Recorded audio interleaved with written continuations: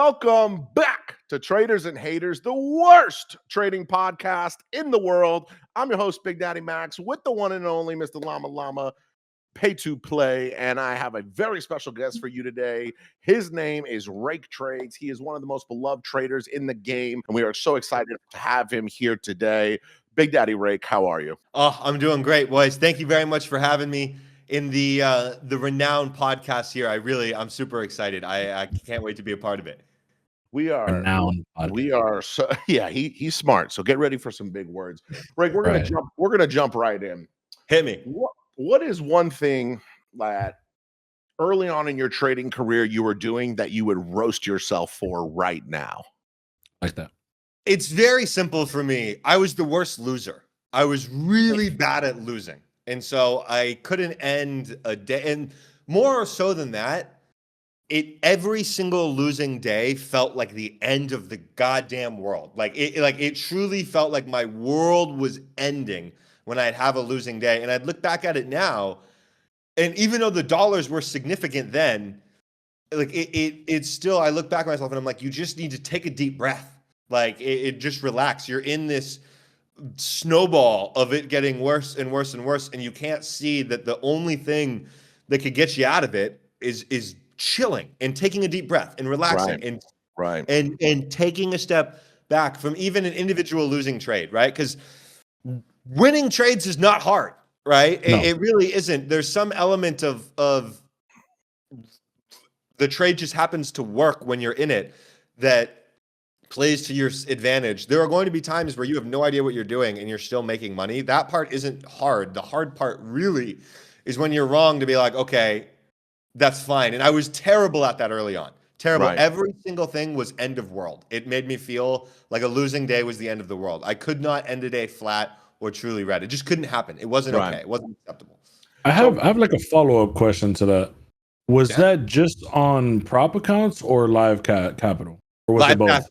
Live cash too. And so in options, the way that you usually see that play itself out is averaging down, right? And just continuing to scale in, and you just pray to yourself that once it gets to even, you'll get out. Or with the way options work, you pray that averaging down enough will get you above even. Honestly, that was even before prop accounts for me, is I was feeling that kind of urge and level of degeneracy. I mean, it was bad. I always talk about it. At one point in 2019, when I was working and getting paychecks from my job, I would get a paycheck on Monday, and literally by Wednesday, it would be gone, right? One of those paychecks I'd have to use for rent. The other one, technically, if I'm not paying my stuff off or saving money, like my rent payment and expenses, I didn't need it for food or rent. And it would just go straight into the broker, and I would be lucky if it lasted till Wednesday. That's if I got past, because back then only SPX was on Monday. So if I could survive SPX Mondays, it would usually last till Wednesdays. But then, by Wednesdays, it would be cooked. Yeah. What if I told you there was a prop firm out there with no denied payouts? You'd probably say, Max, you're crazy. Every one of these prop firms is out to get you. But that's not true. Tradeify is leading the industry with 0 denied payouts. How do they do it? Well, first off, they got simple rules, a clear dashboard so you know exactly where your trading journey is at any given point, and the top software in the game to help process your payout faster than anybody. Be serious, be consistent. If you want to level up with a prop firm, level up with Tradeify. I used to live my life paycheck to paycheck all the way through the military, and used to try and call my mom, who has no money, and fucking ask her for money, and she'd be like, I give you $30, like it's all I got, and it's one of the hardest lessons that I keep close to me as an adult. And one I'll always remember is when I was like 17, I was a host at like a Chili's, and I went and I took my little $200 bi-weekly paycheck and I gambled it, and I lost it all. And like, that was crippling for a 17-year-old to like learn that. And I have never to this day gambled a paycheck away. I may have spent it traveling or, on something dumb, but I've never gambled it away. I think that's a fucking valuable life lesson that most people should go through. It's like, pick a random paycheck and just say, you know what, I'm gambling this one, and it's do or die for the next week of my life. It's really interesting you said that, because somebody the other day asked me, they're like, how would I become a better loser? And part of me was thinking back to MOT Live at the casino night. I actually did well that night. I'm happy. But there was people that you could watch that just would lose 20 blackjack hands in a row. And it's almost like, how can you become a better loser? You just need to be aware that that is a real thing, right? Like two different people walked into the casino that night. Myself, who I played through like 2 or 3 shoes, mostly won and left, versus somebody else who went in and probably was on the same table as me and pretty much only lost, right? And neither of those things are abnormal outcomes. Neither of those are weird. Those are both very normal ranges. It's very normal. Like, and playing 20 hands. And so if it's almost like, if you want to become a better loser, go experience that, because it's a less mentally draining way than losing 20 trades in a row.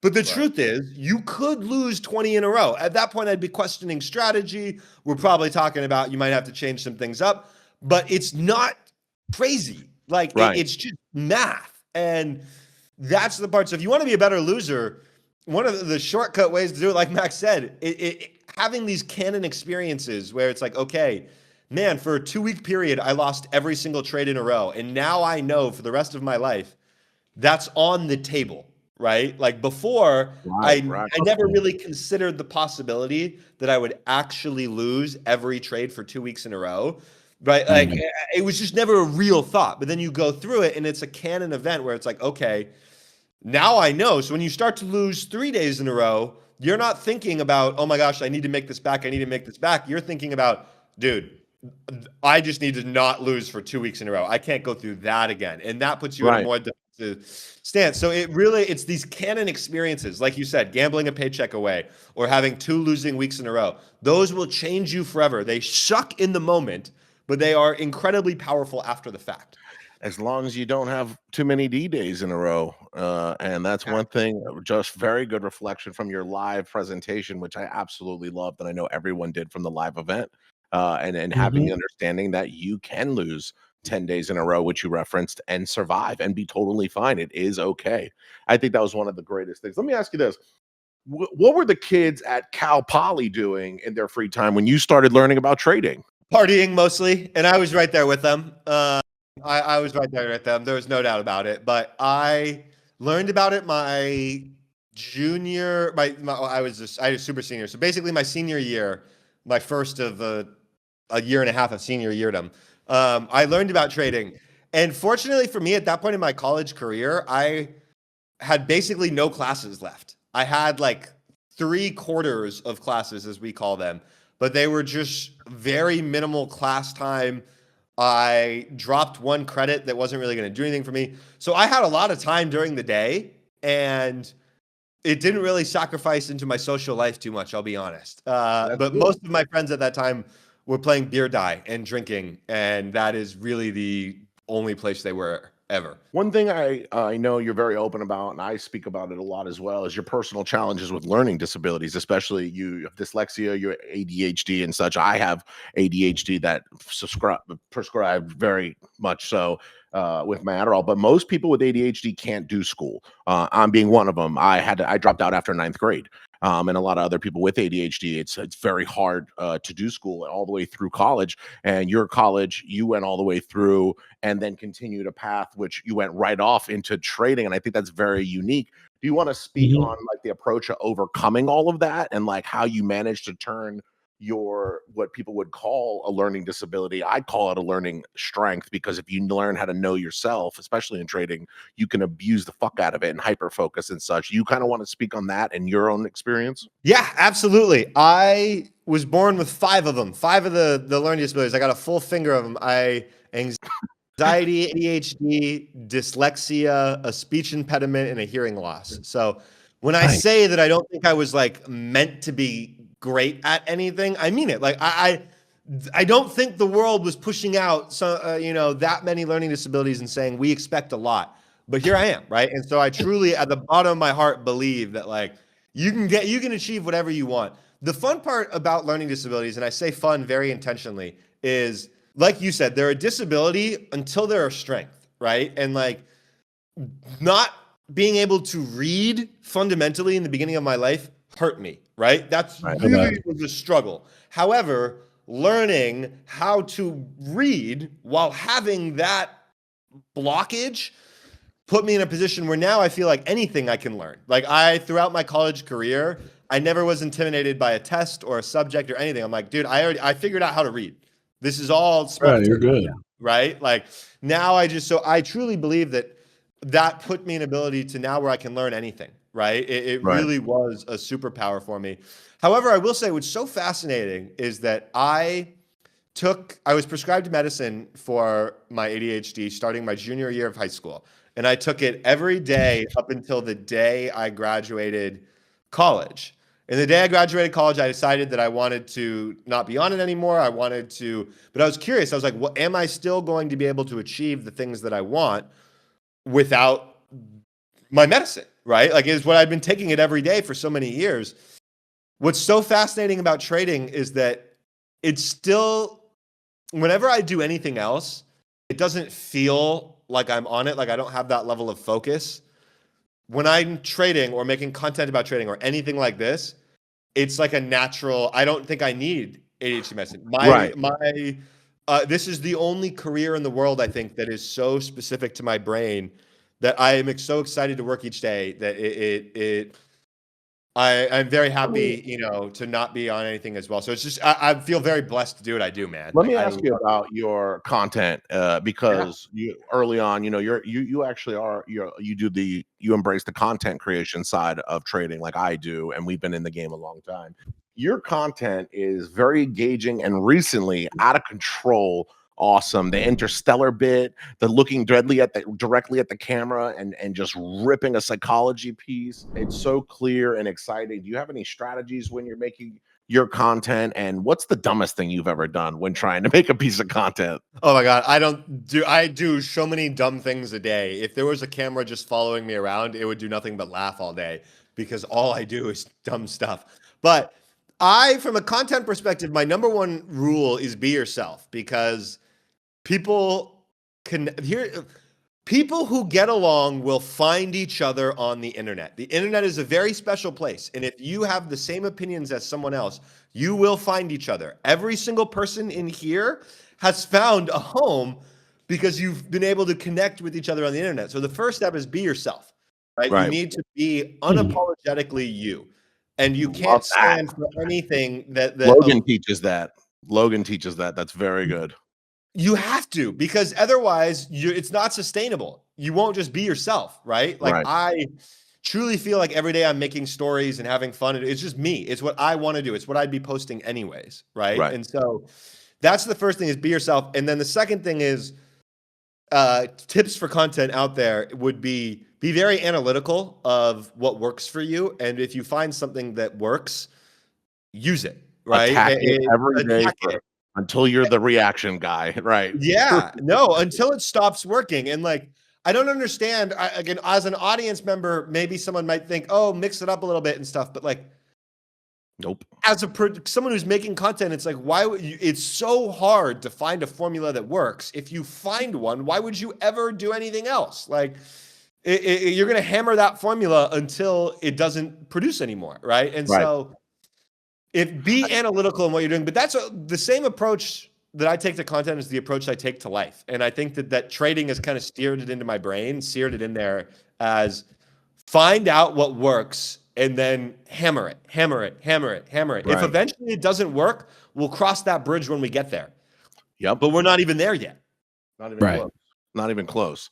That's so true. Your dumbest piece of content ever that you recall, what was like the worst thing that you did? What do you think that you posted it and you were like, oh God?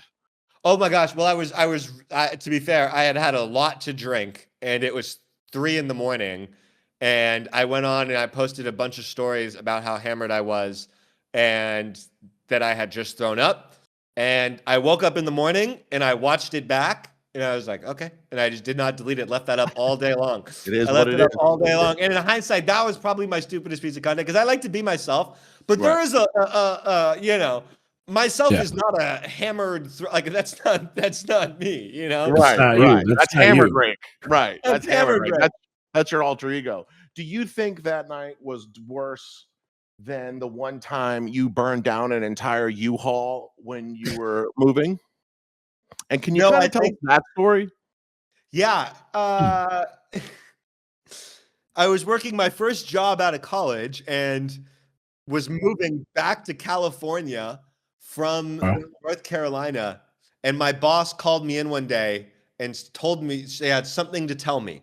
And before she tells me, she starts to laugh and goes, "I'm so sorry. This is actually really not funny, but all of your stuff has burned down. Like, we just got a call from the moving company."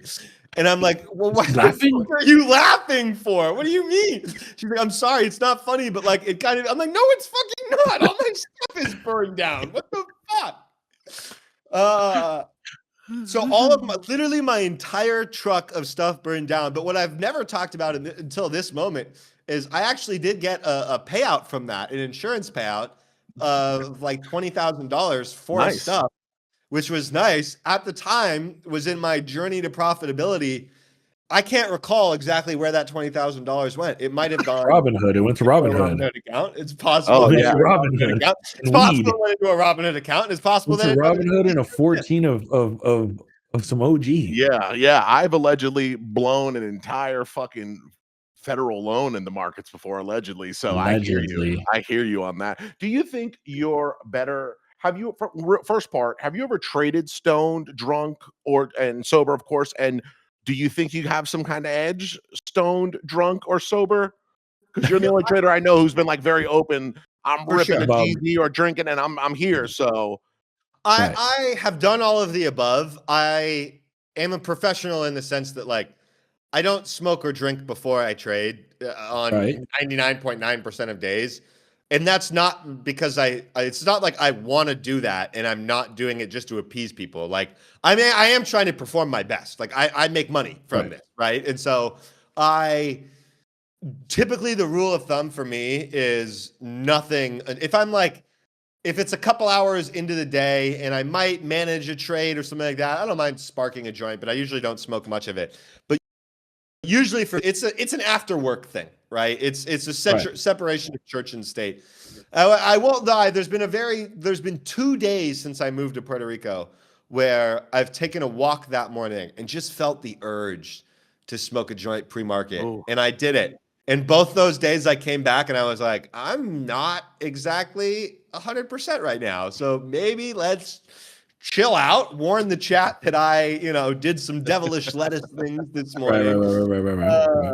Give the fair warning to all. Put up the disclaimer under the influence. No, but no, they're separate for me.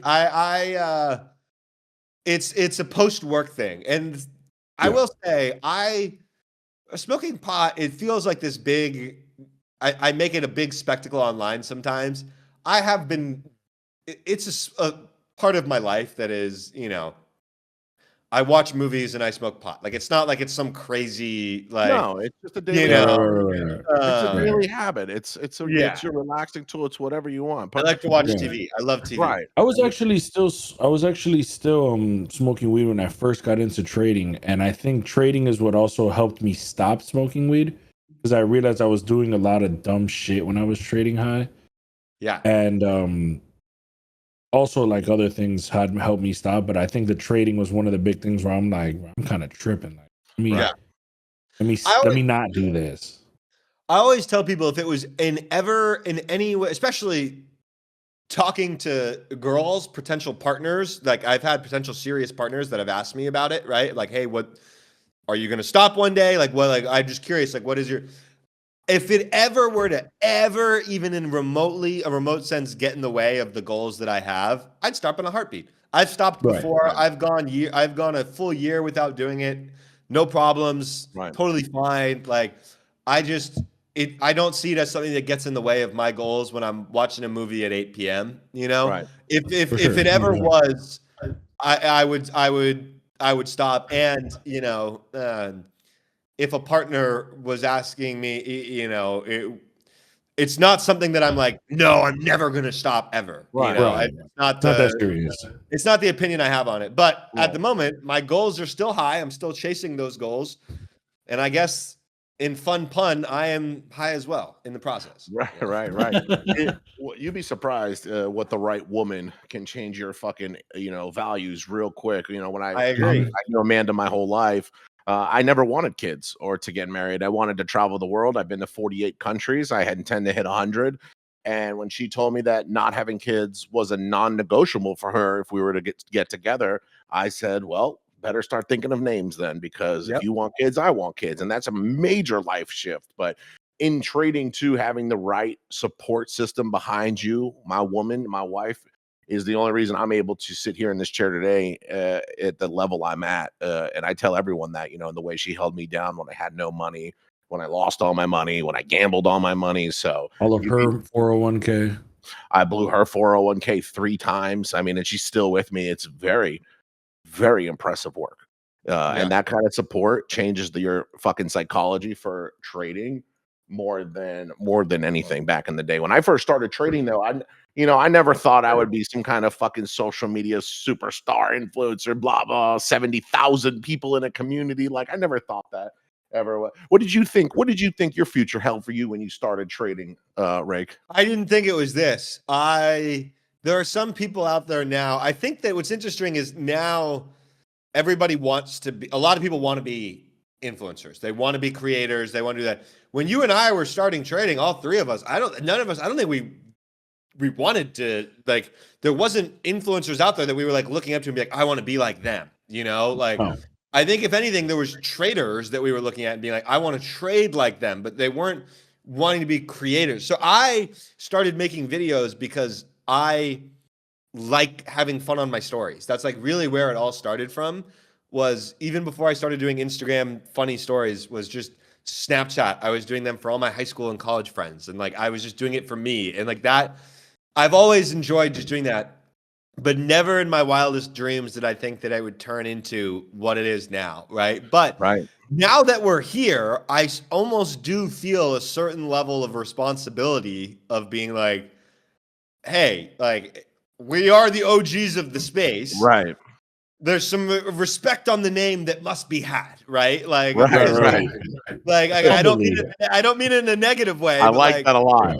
There's some respects on the name that must be had, and that is all, because we've been around for a long time, and just the average video creator is around for a year or so before they stop posting videos or their audience stops engaging. So if you've been able to survive 2 years, you're a really good creator. We're out here on our 4th and 5th year. It's like we've been out here. We're on super senior season. And we're growing. I haven't missed one day of posting content in 6 years and 5 months.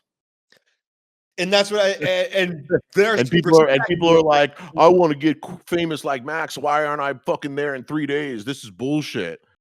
I haven't missed one day in 6 years and 5 months. And there's respect that needs to be put on that name, right? Because of that. It really, like, that is something that I think that new creators, because even this week, my Instagram has been overflown with new creators making videos about and having a prop firm code, and I applaud anyone who's willing to put themselves out there on the internet, right? But I rock with them. I encourage everyone to do that. The only thing I would say is just make sure it's almost like I still to this day pay respects to the people who are making content before me, right? I show love on their videos. I show appreciation. I think it's a good thing to kind of recognize the space for what it is. And for someone like yourself who's been posting every day for 6 years, like, just respect. People don't know this, so I'll tell you this.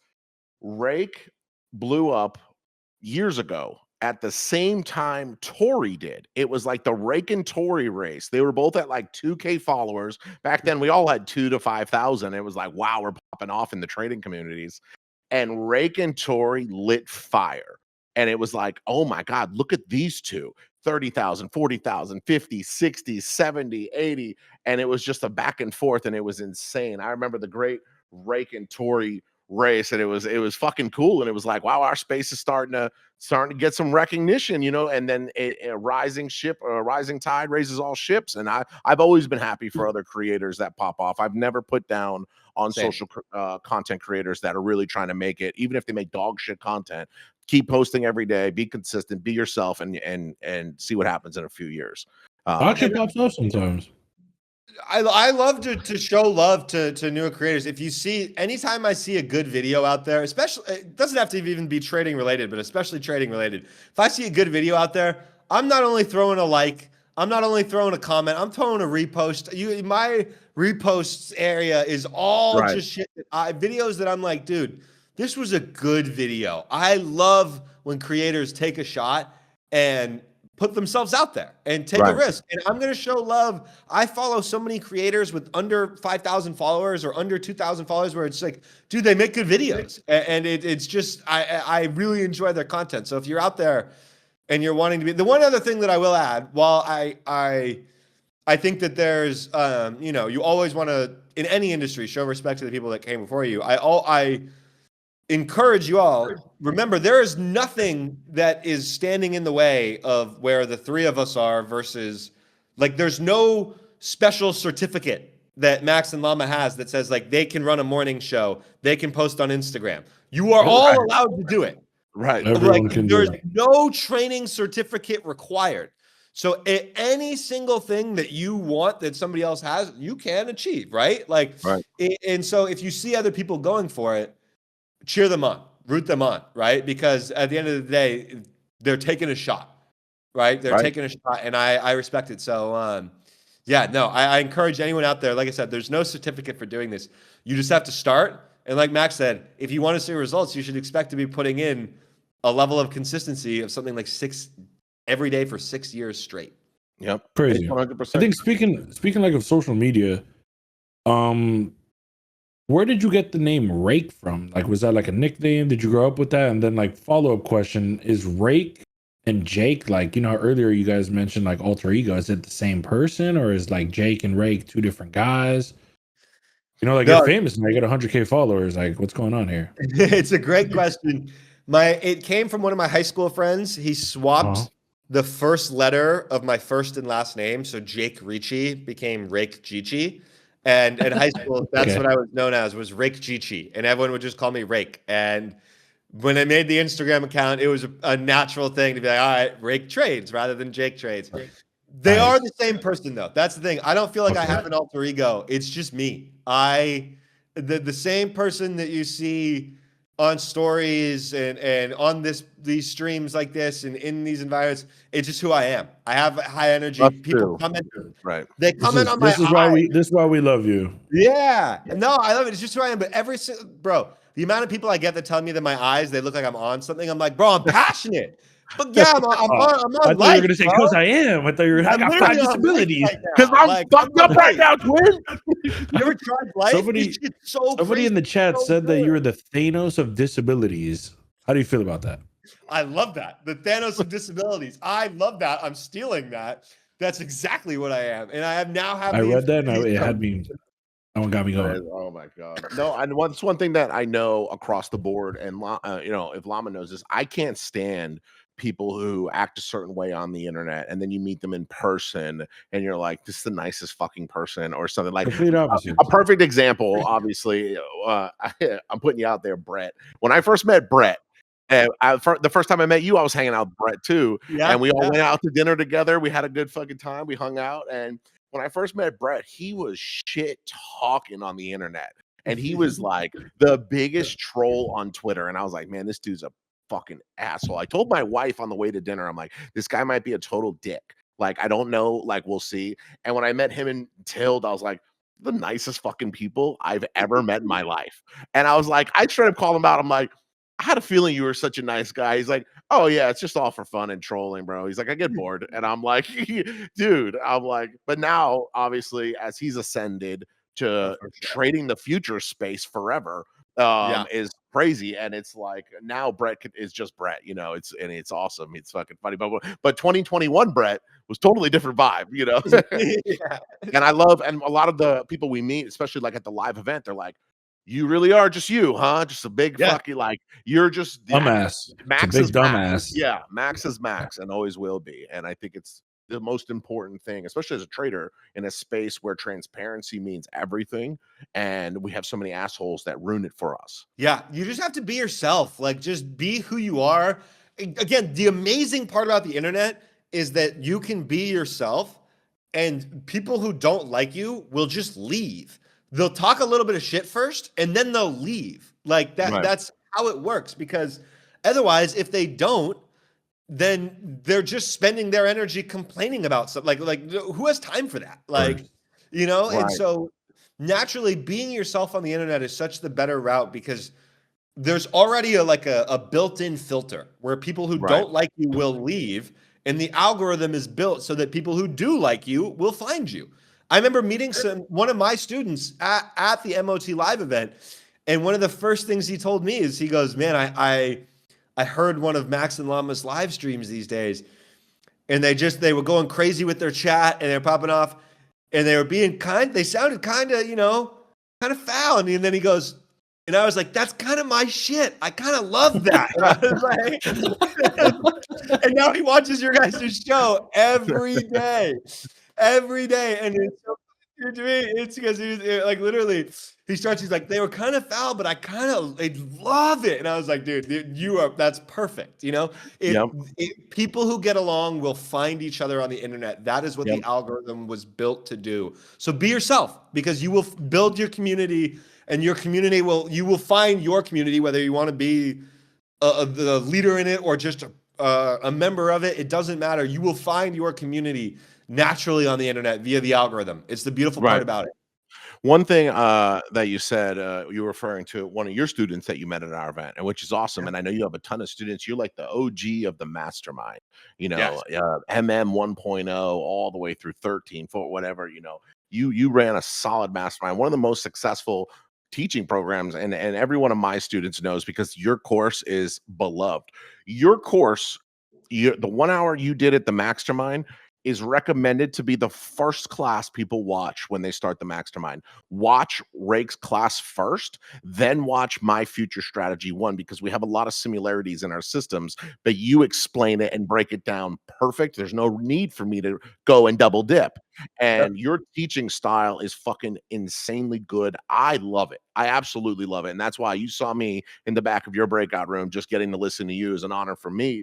What is your proudest moment as a trading teacher? Like, and as an educator in general? I think the mastermind program as a whole, what we did there was really special. And we ran 15 cohorts, and I felt like we basically never had a negative review. And it's just really hard to do that in a space where people are paying for information. And at the time is expensive. And I understood that. And it was always this thing to me where, if you were going to pay someone for education, deliver the value as if they paid like 10x. Because in theory, what it's costing me is time, right? So if I can improve the value by 10x by spending 10 times as much time committed to it as I initially planned, I'll do it, right? If we plan 2 weeks of live classes and I'm doing a month straight of not being there, that's what I got. If that's what I got to do to make sure, that's what I got to do, right? And so it was a really proud program for me. I stand by it. It was probably the most complete thing that I've ever done as an educator. Number two would be the various breakout rooms with you. That was such a pleasure to speak to so many different students. And my third and final one would be the New York event I had over the summer. That was also really, really special. That was like 300. You did like at the park, right? Like a chess park? We did the chess park for the smaller group. Then he did it like a bar or a scene. Yeah. The biggest one we had, we rented out an event venue space today. We were just under 300 people. But it was like no teaching, no presentation, just shaking hands. Just come meet everybody. And it was really special. That was probably the proudest moment, I think, was just, even like I said, it was no speaking, no presentation, but I had like a minute or two where I was able to address the crowd in a group format. And that was really special. That was really special. With all the get-togethers that you've done, and I think your get-togethers are seriously impressive because it's not like you have 1 million followers. You just have a beloved following. They love you. What is it like to getting to hang with all the people that you've engaged with on the internet for so long, and then you get to meet them, and they come to see you and just link up with the community? And I like to think that we have a tight community like that, and that's what attributed to such a successful event is that we have that tight family-like community. What's that mean to you that people want to come see you? It means the world. It is so special. They want to come see me, but they also want to come just to the environment, which is where you're meeting other traders. Because it's so rare that you get to walk into a room in this life, it is so rare that you get to walk into a room where everybody shares the same interests. And you can start a conversation with anybody about the same thing and have a valuable conversation that's you actually want to be there. It's not like you're just in, a friend of a friend's party and you don't really care, but you're there and you're just small talking. It's like, no, you're talking about trading, stuff that we all love to nerd out over. Right. So it's a really special environment. And what I've learned and what I am so excited for you to happen during your next MOT event, the people that came the first time, for example, we've done now in LA 2 over the last 3 years. We've done 2 events in LA. So at our second one last year, we had a lot of people who came to the first, and not only were they there, they carpooled and they were like hanging out with each other. I didn't necessarily know how much they all kept in touch. Right. They keep in touch. Like, oh yeah, they are really close friends and have developed a true relationship off that meeting to the point where they're like, hey, next year we're all coming and we're bringing our other friend. And I'm like, we're already planning next year like that.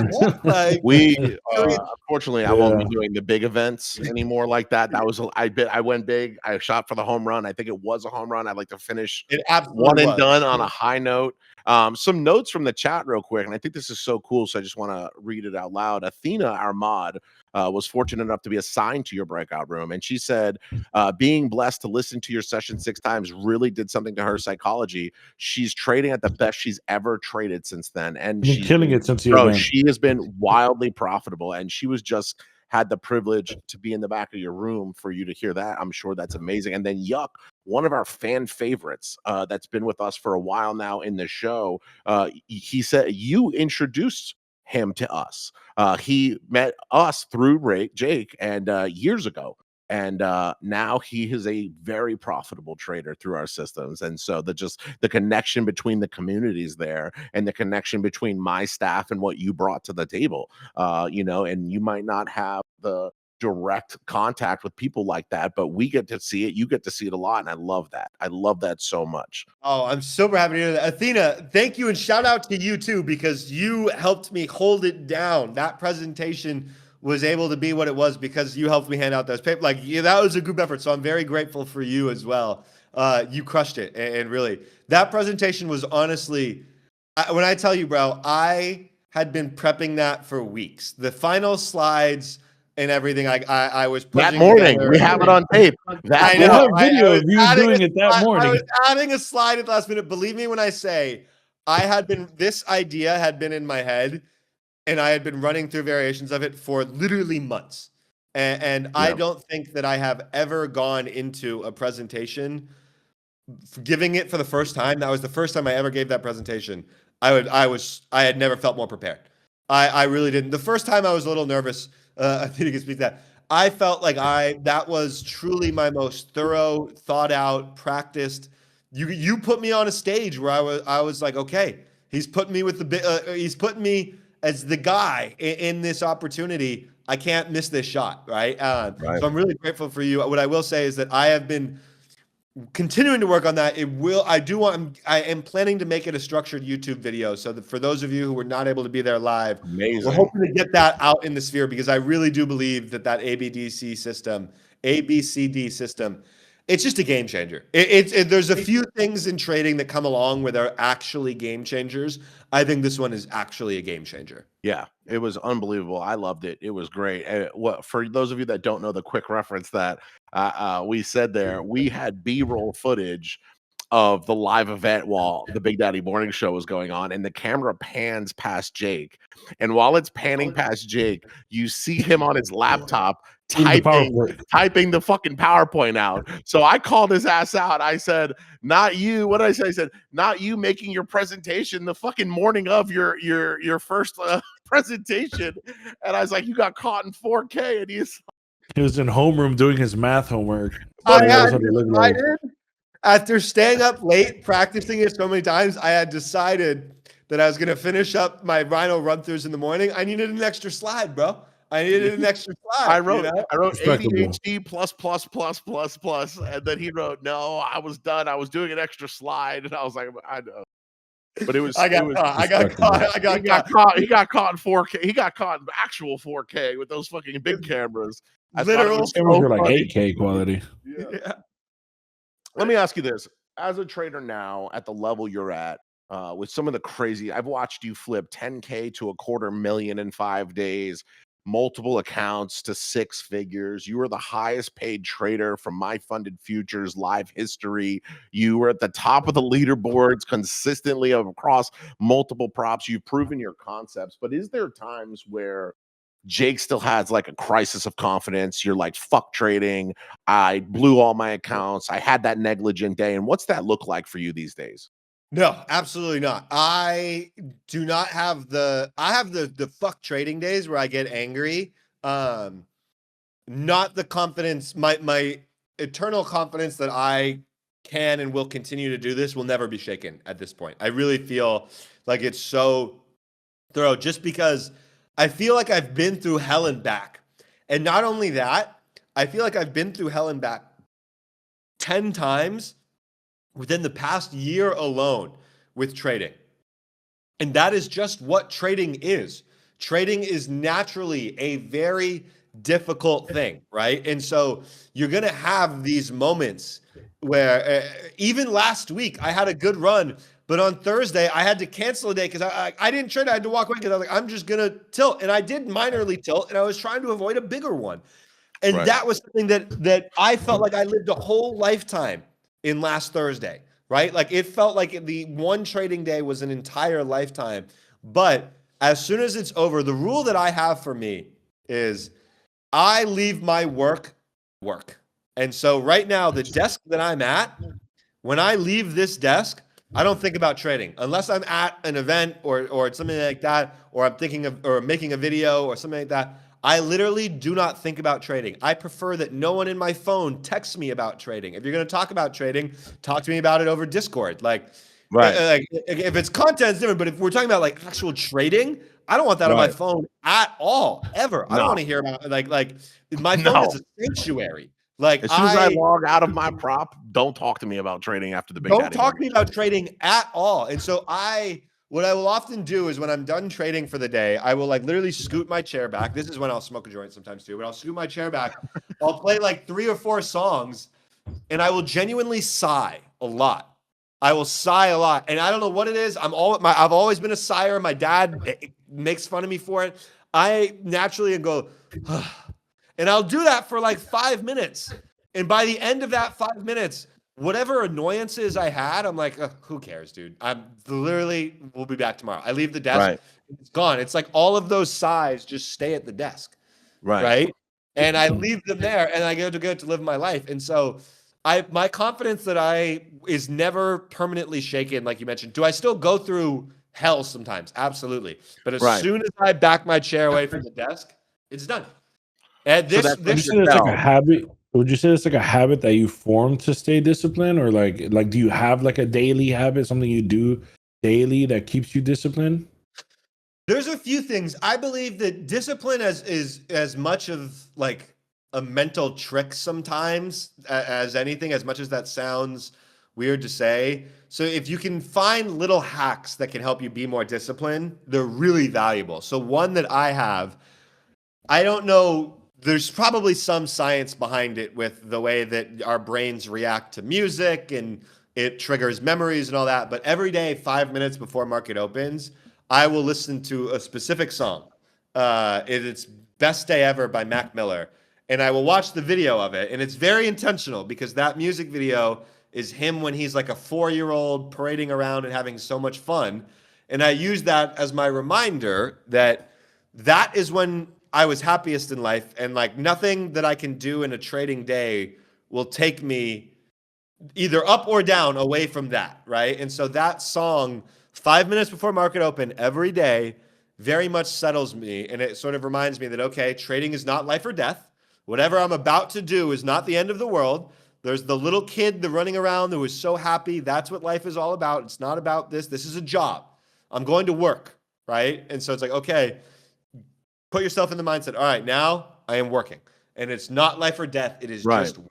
It's just work, right? So that habit in mindset, I would say, again, pick whatever song helps you. But for me, it's also like the habit.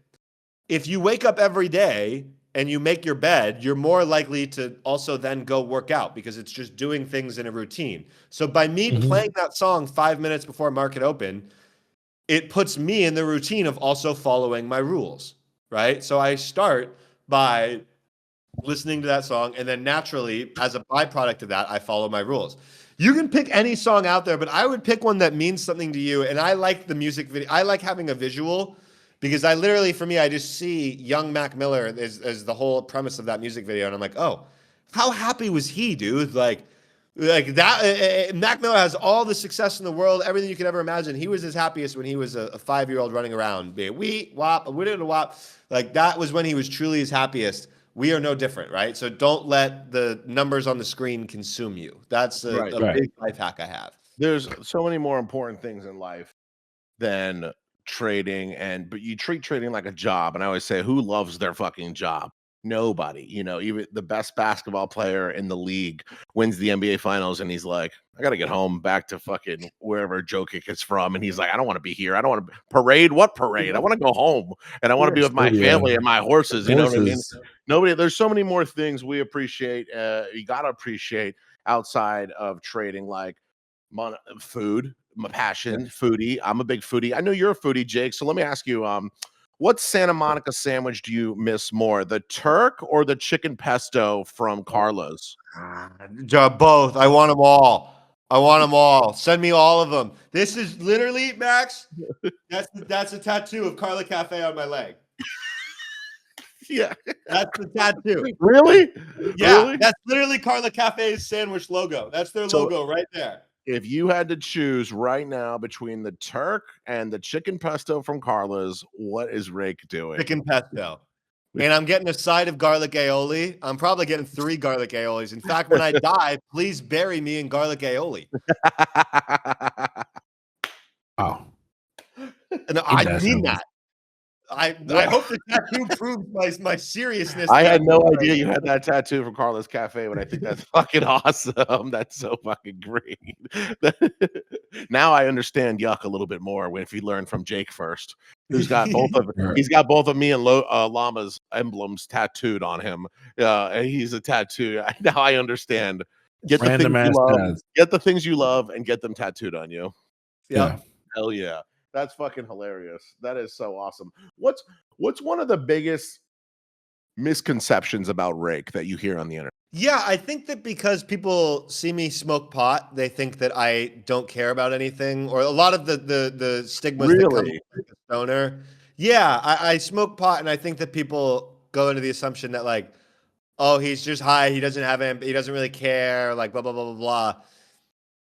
And it just couldn't be more wrong. Like I have incredibly large goals. I just am brutally and unapologetically myself. And I think that the other thing is that that would be the hands down biggest misconception is I think that people think that I don't care sometimes and that I'm lazy and that whatever the case may be. And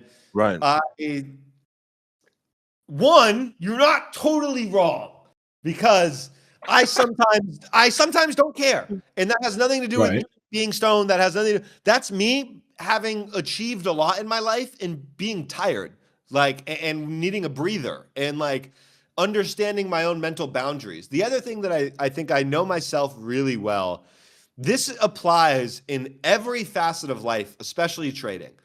You cannot be going 100% at all, like 120% at all times. It just doesn't happen. Like trading comes and runs because you're never going to see a trader that has their biggest day ever every day for an entire year. Trading doesn't work like that. Mentally, you can't handle that, right? Right. Yeah. You need to have some level of like different phases where you're pushing really hard, or maybe some days, maybe one week you show up and you're knocking out evals that week. And you know you're not trading any fundeds. You're just going to knock out a bunch of evals. And that right. We do that a lot. We do that a lot. When you see a wild markets coming up, earnings season is abroad, and you see the big 7 are reporting on Tuesday, Wednesday, Thursday. Me and Lama are straight evals. That entire week. We're just evals stacking all across all props all week. I mean, you're talking 80.1 minute candles. I'm not trading my fucking cash. No, it doesn't make sense to. Like it just, and you have to, you know that as a trader, but you only know that once you get through it. Because I think from an outsider's perspective, from somebody who is not where they want to be yet, but sees other traders there, I understand their question of, well, why aren't you just doing this every day? If you can do it, why can't you go hard and max size every day? I know you can trade. So why can't you do that every day, right? Good question. And it's not until you try to do it every day that you very quickly learn that you just can't. It's just mentally not a feasible thing. And it's almost like, okay, can Steph Curry play 48 minutes a night every single night? No, he can't. He just can't. And I am really well-versed in basketball. Nobody can play 48 minutes a night every single night. Nope. Even my favorite, and you are Mr. Jimmy Butler, the greatest motor in the history of basketball. Maybe not history of basketball. In my opinion, one of the greatest motors in basketball. He can't play 48 minutes a night. You just can't be doing it full pace the entire time. Right. No, you can't. I think it's more than just a mental thing. My bad, Max. I think it's more than a mental thing. It's something that I always say is like, you can't find consistency in a market that's inconsistent. You try to find consistency in yourself, but you can't smash a banger trade every day, because sometimes the market's going to chop. Sometimes it's not just going to run for hundreds of points. Sometimes it's going to have those random fuck you candles. There's going to be a Trump headline. There's going to be something that kills your psyche. So it's also like psychological, but even then, the market is just so inconsistent. So it's like, you like outside looking in, people are going to be like, why don't you do it every day? And it's like, realistically, you can't. It's more than psychological. It's also just the market. The market's never just going to trend 500 points one day and the next day 500 points, the next day 500 points. Like, it's like a rare occasion, and people like fall in love with that, those days where it trends 500 points, come in tomorrow, start holding trades, and then it wicks out on them and they're like confused. The market is not here to give us easy money. And if it was, everybody would do this, right? And so right. Like doesn't give a shit about you. Yeah. Like so that's it's a great point, and a great thing to add is that, like, we are willingly, here's the thing, we have all looked at trading and we understand that we are choosing a career that sometimes events are out of our control. Headlines, trades fail, like, so we know that, and we're choosing it willingly. We are risking money each day and dealing with the emotions that come along with it. We know that, and we choose it willingly, right? We are choosing, like, everything we know about trading, we are looking it in the mirror and saying, yep, I'm good with that, right? And so it's almost like before you start to play the game, you have to actually read the fine print of the rules, right? And the fine print says that, hey, any given day, anything can happen to any trade. Nothing is 100%. Like, that's in the fine print.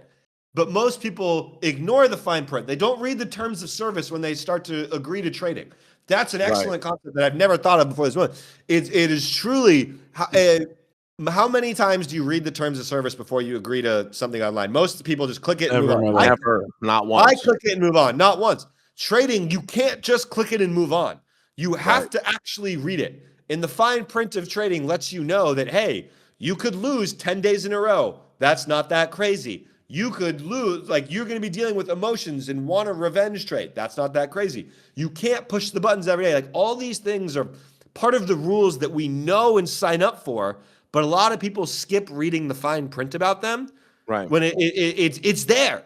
It's not like we're trying to hide it. It's not like the market's trying to hide that from you. It's there. You just can't ignore it, you know? Right.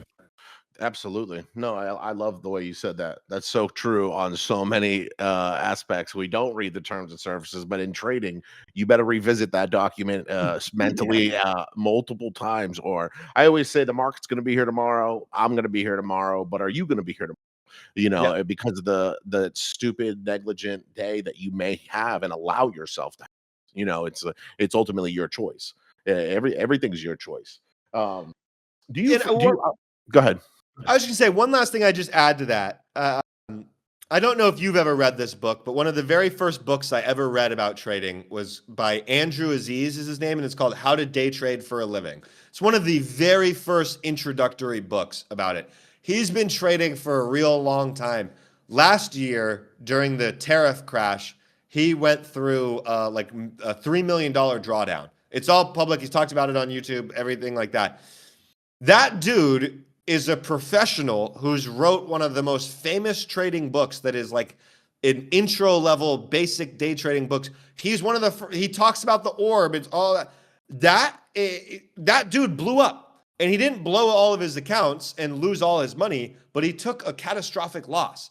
None of us are immune from that, right? And we can't act like we are, right? Like we shouldn't perform and try to behave like we are, right? Right. No, you absolutely I've taken catastrophic losses in my life trading, and it's not 3 million, but the relevance to what I had to what I lost was massive and significant, and I shouldn't have been risking that in the first place, you know, to the point where you're literally pacing outside, staring at your phone saying, God, please let this one come back, and I promise you I'll never do it again. Please, fuck, someone help me. No one's going to help you.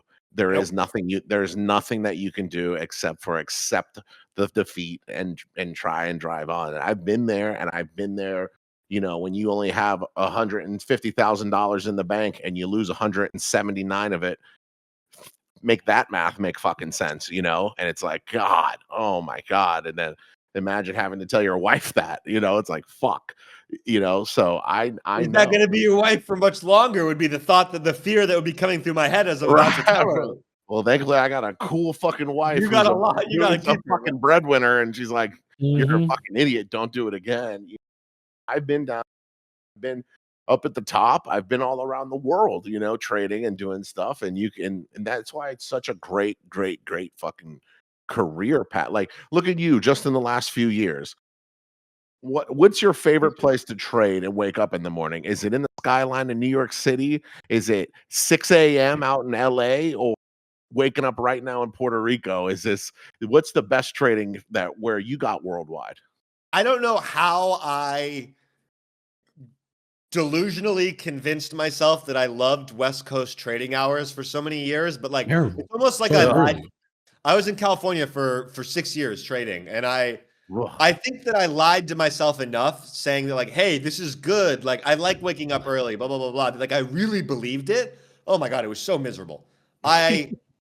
Now when I go back to California, I tell my mom, I'm like, I can't work. Like, I have to wake up at 5 a.m.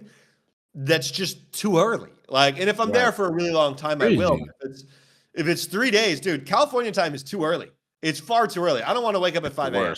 It's the worst. My favorite trading has always been at Eastern Standard Time and the West Coast of Europe. I love trading the West Coast of Europe, where the market opened at like 2:30, and I was like, I love this. I trade from like 2:30 to 4:30.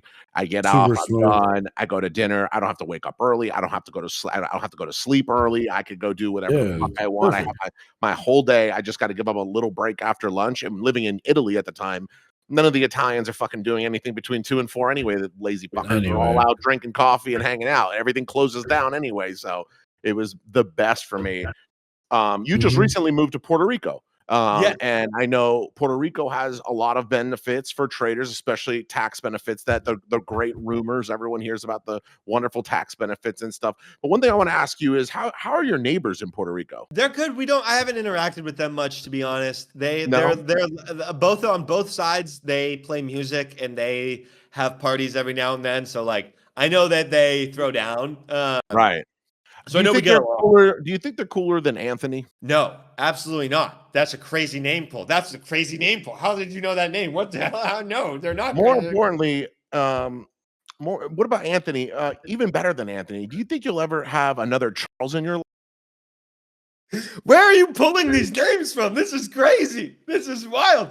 Anthony, my landlord at my New York apartment, and Charles, my doorman. I don't think I'll ever meet people as good as that. Those were crazy pulls, bro. That was crazy pulls. However, I'm very fortunate. I still spend lots of time in New York, and in that particular building, I just don't have an apartment there. If anyone officially, I don't. But also, if anyone asks, we definitely tell them I don't. You know. Right. No, you definitely don't.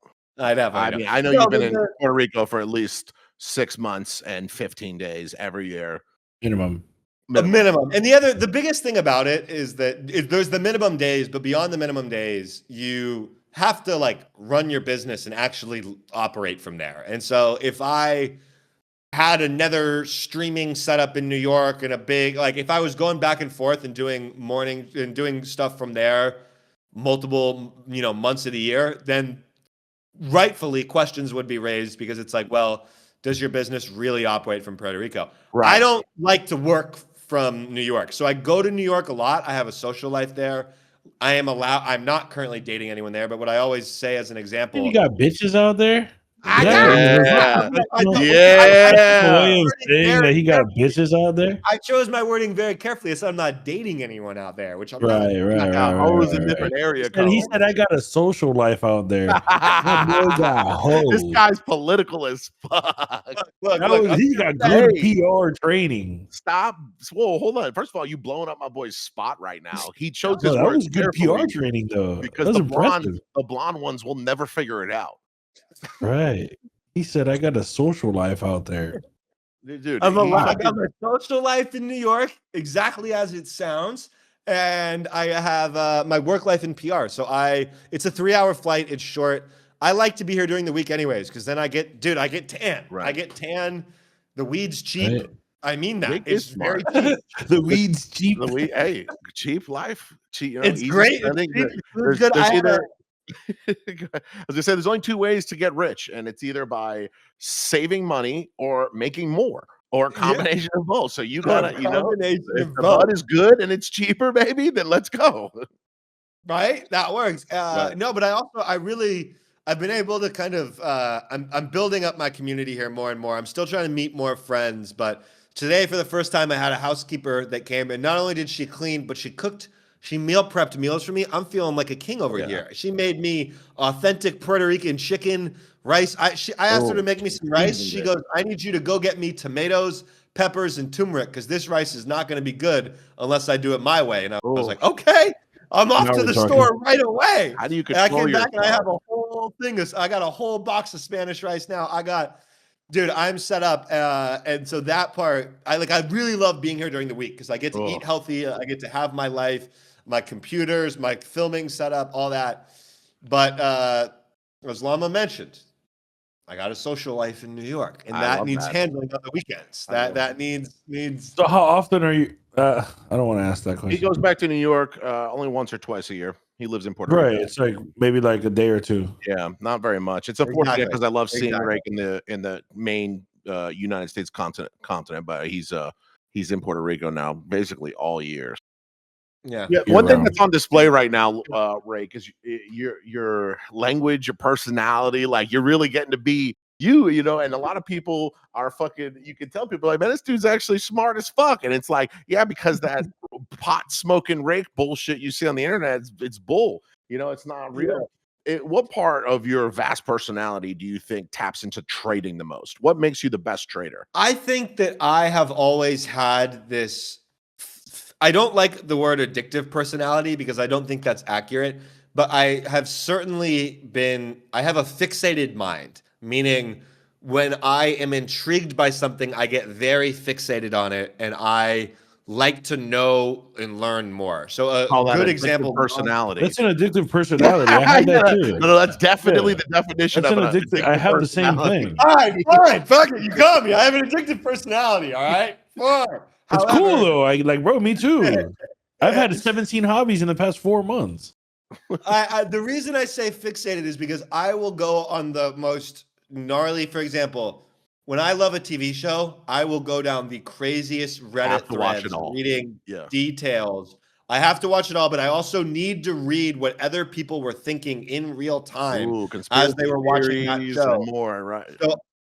So I am in the deepest of Reddit forums, bro, over the most random stuff, and that's why I say fixated, because I like.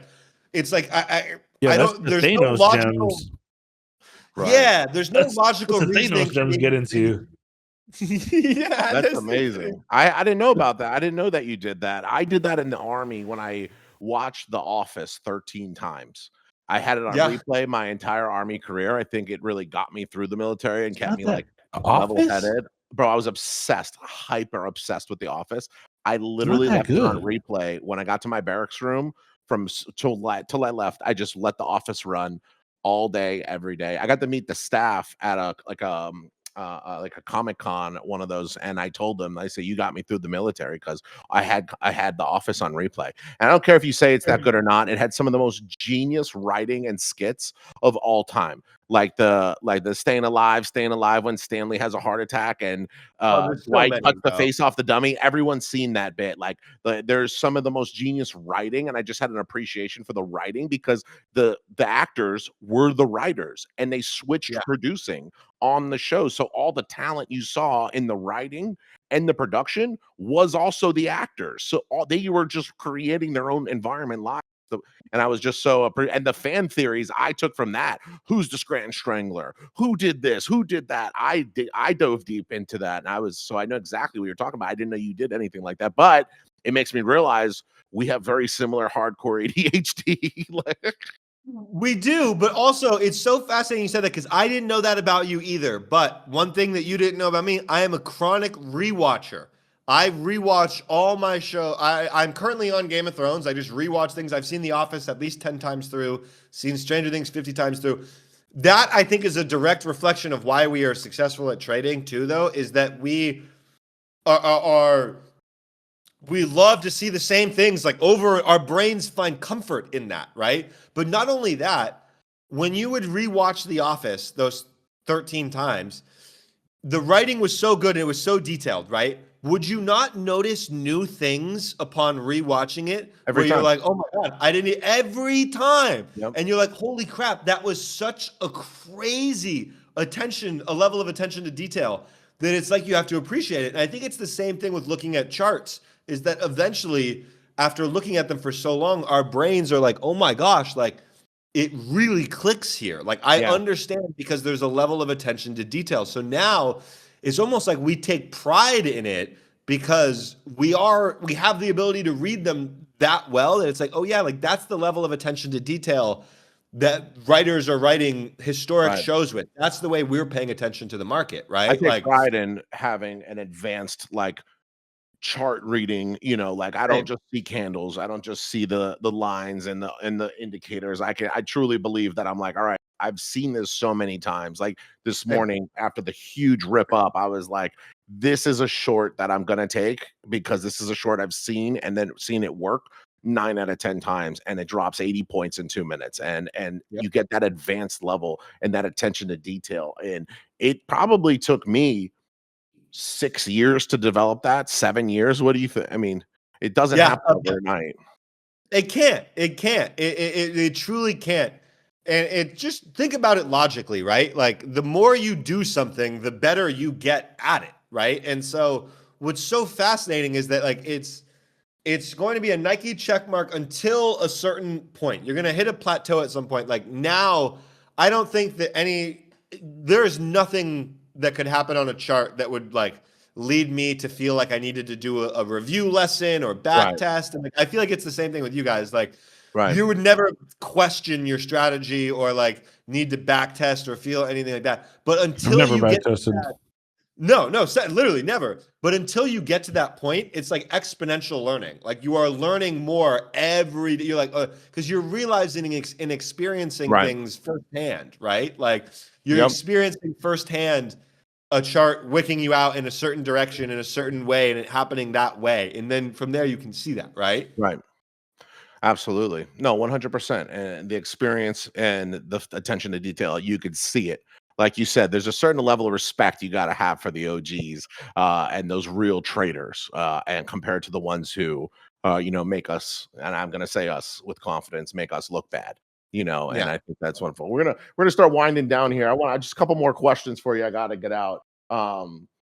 One question I like to ask is, so if everything disappeared tomorrow, no audience, no rake trade, no brand, no funding.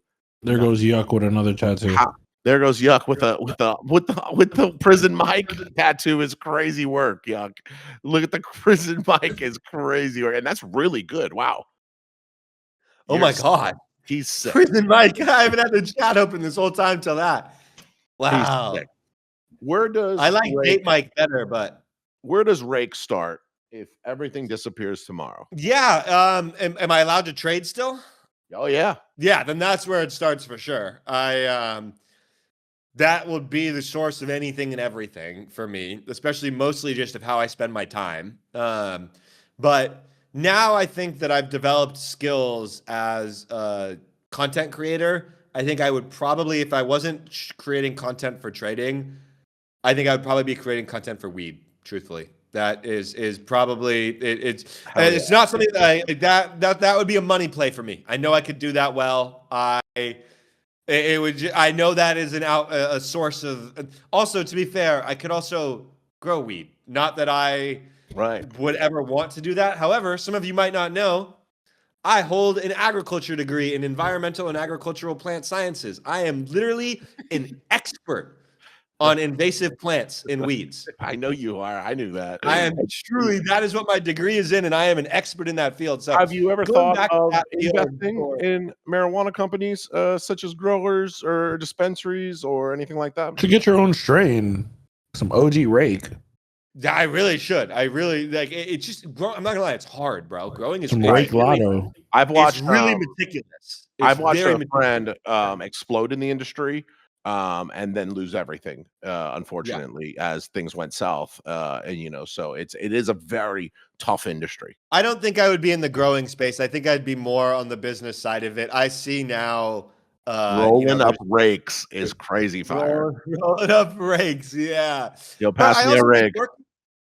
Well, just working for myself the last few years, I've also learned a lot about how businesses work. I think that for the longest time in my brain, my thought of a job was only a 9 to 5, right? Like the only thing that would classify as a job was going and working for big corporate America. When that's not true. There's a lot of smaller companies out there, right, that are not these big corporations. They're just a group of 10 people trying to make something happen, right? And if I could add value and be the 11th person on that team, I think nowadays, so that's almost where I would try and spend my time and energy to. It's the same thing with what you guys are building here, right? Like there are people on your team that did not expect that this was going to be their path, but it is their path, and it is an amazing path, right? And it's a really special way that is a really valid career. It's a career, right? Not just a job, a career. Right. So I think if I were to lose everything today, the first thing I would do is go figure out, okay, I don't want to find what's my next career, because I don't want a short-term job. What's the next thing that I'm going to figure out that I can actually have as a career, right? And put time to it. That's exactly, 100%. It is a career. It is, and that's why you have to look at it like such. And one of the things I always, it's funny is like a lot of my high school friends reach out to me now, and it looks like, I've become very viral in South Florida, and I get hit up by a lot of my, friends. I see you're doing good things. What are you doing? Can you help me out? I want to trading, and it's like, I truthfully don't waste my time answering a lot of those questions or DMs because they don't realize the time and commitment I've personally put into this. I put my life Right. into this, and it's almost like I get it. You're thinking that I'm rich and I'm making money, whatever, but and that you can do it too. You can, but you have to put your best foot 2 feet forward. And I've had this conversation with Lama before when we first started together. I said, no 1 foot out bullshit. I need both feet all in. You need to go all in on it, like with me, and let's do this. And he was like, fuck it, let's do it. And it's so true, and you're gonna have those people that come out of the woodwork that think they could, just like you strategy hop, you could career hop and be like, oh, I could do that for a hobby or side gig. You really can. You But can. don't say, Max, teach me for 15 minutes and I'm going to make $1 million fucking dollars or $1,000, because that's No. what the mindset is. Has any of your high school friends ever hit you up? Yeah, a bunch of them have. A bunch of them have started. Not a lot of them have seen it through. I think a lot of what you just said. And the curious part that I have is I all of my friends, I at least think the world of me. So I don't think that they, Right. Except ever would. except for Drew. We've been real worried about Drew. That's a very rightful concern, honestly. That's Right. a very We've all valid been really concern. worried about Drew. And is that still a concern for you? How the did you know that? I gotta text them afterwards and then oh my god. Yes, Drew is always a concern. Drew is a goddamn liability, is what Drew is. But we love Drew. But we are worried about Drew. We stay worried about Drew. No, I don't think that any of my high school friends. I don't think this was ever the case for me. But I am curious. I mean, maybe it was. I don't know. But this. I wonder if they saw us do it and thought it can't be that hard. And, not to say that they were thinking down upon us, but I think that people see your high school friends might see your success and be like, oh, look at what Max has achieved. Like, if he can do it, I can do it. And they're not wrong, but it's also like, yeah, Max busted his ass every day for 8 goddamn years. I feel like they're not thinking that though. Like it's funny that we're having this conversation because today, I went to get a haircut and my barber asked me like, yo, does this guy trade? And this guy like talking about my friends, like, oh, why don't they trade? And I'm like, that's a great fucking question. Like, why is it that none of my closest friends, like personal friends that I grew up with, why are they not getting into trading? Like if I did it and I have massive success and I'm showing them like we're talking about like not on the internet. We're talking about people that you grew up with, people you hang out with, people you see every weekend, see you living this life. They see that we're not like these frauds on the internet. They see they're living it with you. We go out to eat. I pick up every fucking tab. Wherever we go, they're living the fruits of my labor. So they see this is real and they're still not getting into trading. So why is that? Because you just said like, if Max can do it, I can do it. But why are they not thinking that? Like, why is it that are your closest friends trading? Well, everyone has my closest. No, they're not. You get what I'm saying? Why not? Like, why is that? Why is it thousands of random people around the world are trusting in my program and trusting my education and believing into what I can provide and they're putting their time in and getting into it. But the people that you are like, you personally hang out with, why are they not like? And it's not just me. If Max has friends. You have friends. Why is it that the traders' closest friends are not trading? What's up with that? It's a really fascinating question. I don't think that there's a universal answer for it, but the part that would really be interesting for me to kind of think about is, as soon as you started saying this, there's a quote that came to my mind. And I think I've said it to Max before, but it applies to your guys' community more than any community I've ever seen in my entire life, which is, why on my trading journey are people on Discord rooting for me more than my best friends have my whole life? Correct. And I just wonder if it's in the back of their head. And again, I don't think it is, because my friends love me. I don't think they want me to fail or anything like that. But you wonder, you're like, Why not? Why aren't you doing it? Why are these random people over Discord that I have never met It's the realest thing rooting I've for ever me seen. more? Yep. They are happier for me Yep. when I win than people that I have known my whole life, people that I will 10 literally plus buy years. drinks Yep. for. They will get to experience the fruits of the labor, meaning like I'll buy drinks for them and they still won't be happy for me, as opposed to some Yep. random person on the internet who I've never met, may never meet, who will cheer for me as if we've been best friends forever. It makes no sense. I categorize it. I'm a firm believer, and you are a product of the company you keep. I don't keep a lot of real friends. Real friends, I can name on one fucking hand. I don't have high school friends anymore, and I only have one military friend. My best friend Ryan, who we're brothers on several, call every day, talk every day. And then when I talk about Lama to my wife's family and stuff, because they know me from my childhood, I'm like, he's my trading buddy. And they're like, oh, a trader. And so like I have to categorize traders, because they're like, because they know none of my people trade, and this is a very unique career path. So I'm like, a trader that I met on the internet. Oh, who's coming to do your podcast, Max? Oh, my boy Rake. Who's Rake? He's a trader friend of mine. He's a trader. And they're like, oh, okay, because we don't know any other fucking trader, and you have to categorize it. And I think that's, You really do, which right. sucks. I wish you didn't have to do that, but it's you really do have to. Right. Like And it's I love that phrase. It hit hard when I first read it. Why is everyone, we have 550 fucking people watching this in the live audience, all rooting for each other more probably than their closest friend in the real world, and that's crazy. It's crazy. And in your community, I know every tight, absolute. Fucking awesome, man. I love that so much. I want to ask you one last question, brother, before we let you go. We don't want to take up too much of your time. One last question, and it's a deep one. Send 50-year-old Jake a message right now. If you had to send yourself a message, 50 years old, 60 years old, Jake is sitting on the couch and a fucking bird drops a message off to him, Interstellar style. What's the message that you would give to yourself right now?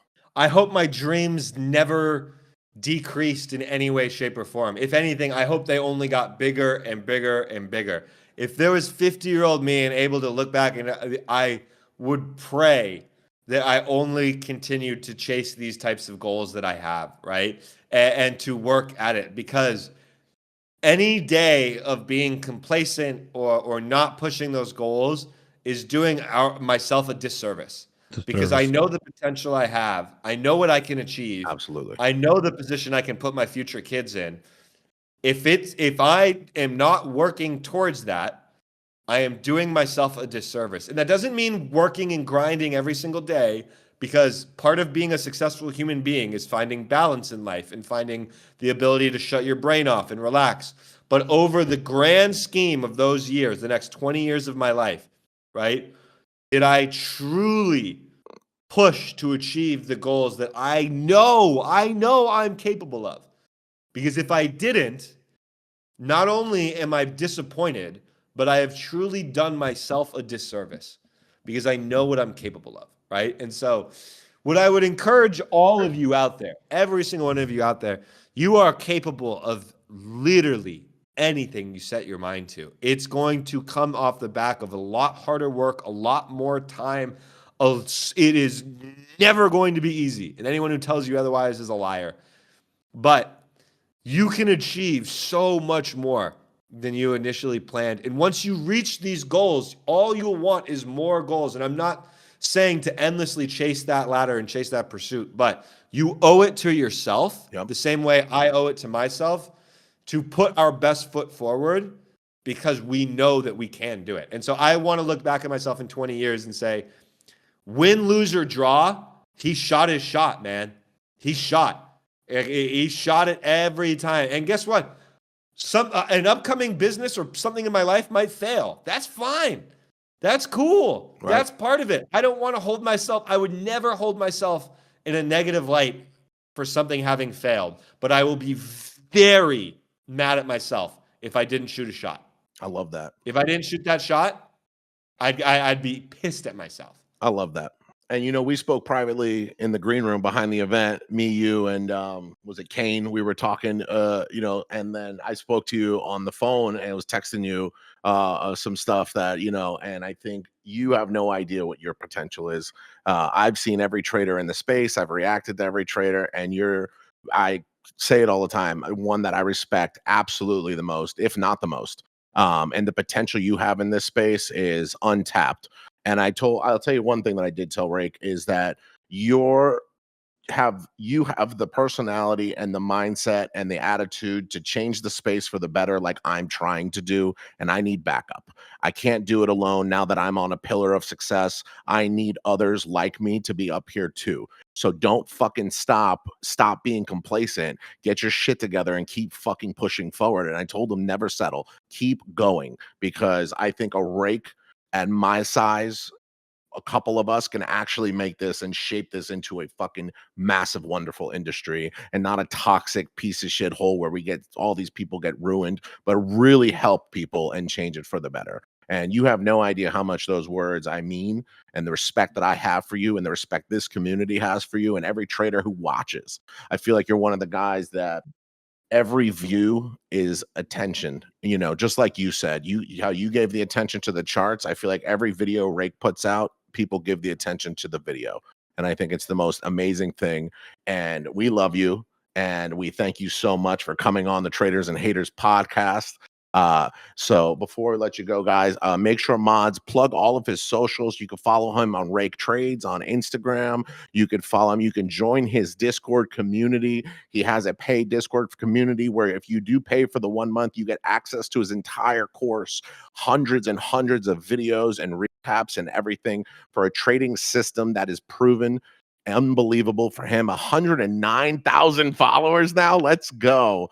I made Rake. He was just at 100 last week. He cracked the code. I've been pushing, bro. I promised Rake one thing. I promised Rake one thing when he came to the event, and I said, I will get you past 100,000 followers. The rest is up to you. Christ, and this guy has been going berserk, and this is recognition well deserved. This is recognition well fucking deserved. We love you, brother. Ladies and gentlemen, put an RT in the chat. RT for my boy Rake Trades. I'm so grateful for you guys. What you've built is truly incredible. Thank you for having me, man. And this community, you guys are one of a kind, and it all starts with you. So seriously, thank you guys so much for having me. I fucking love you, boys. We love you. Thank you so much. Ladies and gentlemen, Rake Trades.